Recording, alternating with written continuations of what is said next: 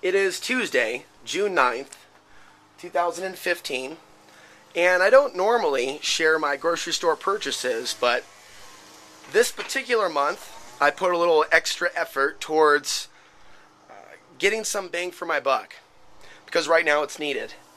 And I'm also sharing my food with someone else in need, so this is really food for not one, but for two. And a lot of us fall into these habits of buying pudding pops, candy, soda, pizza, because the government, the system, the New World Order, the multinational corporations, they make it easy for people.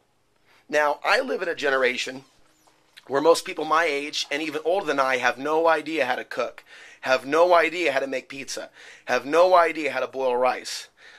Actually, very few women that I've ever dated in my whole life ever knew how to make as much as a hot dog or, French toast.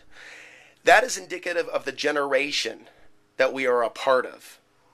It's not just the baby boomers. There's a lot of people that don't know how to shop and don't know how to cook, period.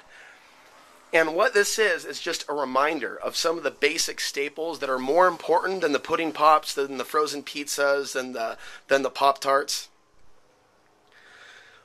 The options are a little healthier. There's things that you might pick that aren't in this, but these are some of the deals from Safeway this week. So I'm going to mention how much I paid for each of this. And if there's a Safeway near you, likely some of these deals can be found where you're at. But shopping when you're on a budget involves thinking ahead, and that means buying more than you might eat in that week.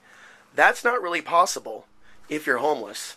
That's not really possible if you're living in a teardrop camper. If you have no refrigerator, you can only buy non-perishables. Eggs will only last so long. It depends if you have a cooler or not, how hot it is. There's also tricks for making eggs last longer, like coating them in oil, especially if they're non-pasteurized, if they're raw eggs, basically, and they're not going through the system. They can live a long time, but for the most part, if you're living out of your vehicle, your options are limited. But most of this is non-perishable, with the exception of the milk, and the eggs, and the salad. The one reason I'm getting these items is because at the moment, where I'm renting a place, helping rent a place, I have a fridge. So in a way, I'm light years ahead of where I was months ago, when I had no fridge. In that case, eating out can get really expensive.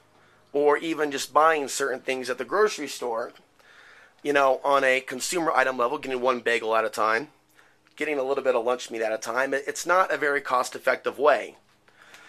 So, to basically get into some of the specific costs, these are on sale for $1.50 each, so I got 6 of them.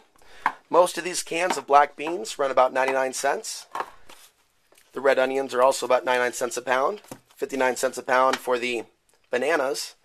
$2.79 each for the organic eggs, which, in my opinion, isn't a bad deal in today's day and age. And there's some sort of a massive culling taking place of chickens across the nation, so many are expecting to see a shortage of eggs. So I made sure I got 3 dozen, not like that's considered stocking up on eggs. If I was in an environment where I felt I could have chickens, I would have chickens. But I'm not so sure that's the case. I think it's very important this day and age, at this moment in time, to have chickens, if you're able. This is some discount cola that ran me about $2 because it is half off. A number of discount things that I got that were half off or 75% off that made all this attainable for about $100. Here is organic milk, normally for about $8 a gallon, 50% off. This is for the pizza. And I'm going to be uploading a video where I did make homemade pizza from scratch. And this is one of the base ingredients needed. I got some milk. Got some juices. This is real butter for about $3 or $3.69. Most of the butter at the grocery store these days is a mix of what they claim is real butter and canola oil, which I'm not so into. I'm not into the canola oil. I'm not into the palm oil. I'm not into the rapeseed oil. How about just give me some butter? Quinoa bread. Haven't seen this before, but thought I would grab a loaf for about $2.50. My friend enjoys bacon much more than I, so when I saw this for 75% off, even though it was $15 initially, that brought it down to probably about $4 or $5. These were each 75% off.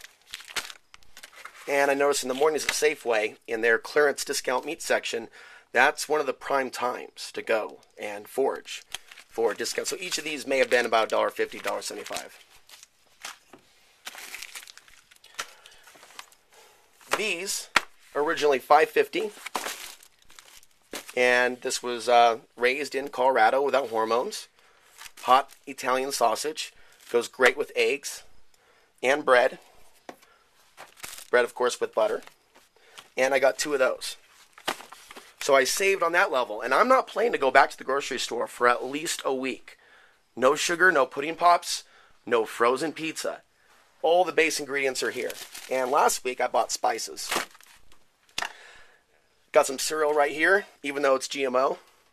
Even though it's Kellogg's at $1.99 a box, that's definitely something I'm going to get. And again, typically Costco sell these for $5.99, but so does Safeway. So I'm trying to increase the amount of vegetables that I'm eating. I've also got this green superfood that I've been drinking on a daily basis.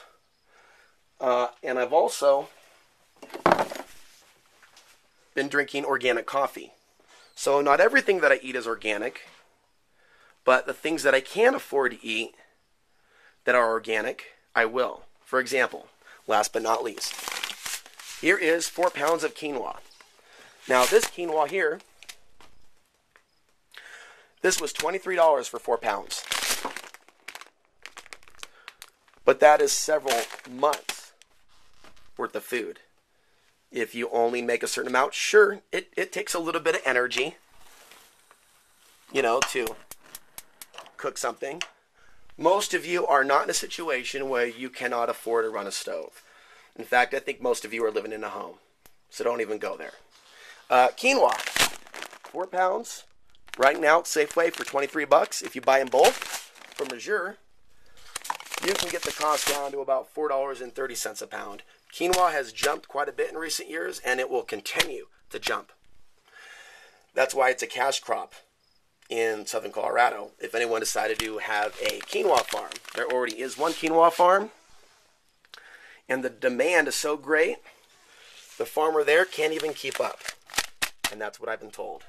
So, from me to you, here's some tips on saving money, thinking ahead, thinking about your non-perishables, thinking about your staples, thinking about baking, thinking about having healthier breakfasts, and thinking about cutting back, some of the unnecessary trips to the market for pudding pops and, candy bars and brownie mixes and frozen pizzas. And I'm using all my own past unhealthy behaviors as an example, not to mention ice cream. So this is a step forward in the right direction.